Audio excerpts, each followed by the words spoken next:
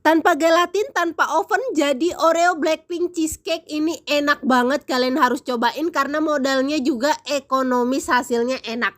Aku siapin dulu Oreo Blackpinknya. Kita haluskan pakai chopper dari Idealef. Choppernya pisaunya tajam banget dan juga harganya terjangkau ya bun. Nah kalau udah halus, terus aku tambahin margarin yang udah aku lelehkan.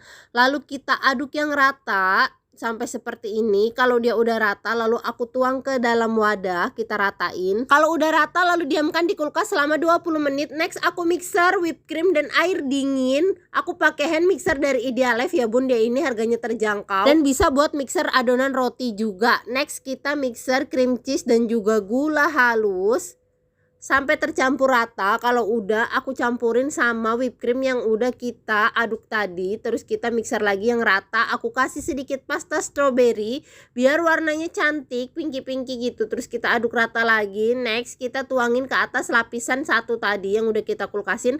Lalu aku kulkasin lagi kurang lebih selama 4-5 jam. Nah kalau udah set begini kita kasih taburan remahannya lagi. Jadi deh Oreo Blackpink cheesecake-nya ini enak banget, gampang dan modalnya ekonomis. Kalian harus banget cobain ini. Bisa banget juga buat ide jualan. Ini tanpa gelatin ya, jadi kalian gak usah takut lagi. All cookware aku beli di Idealef.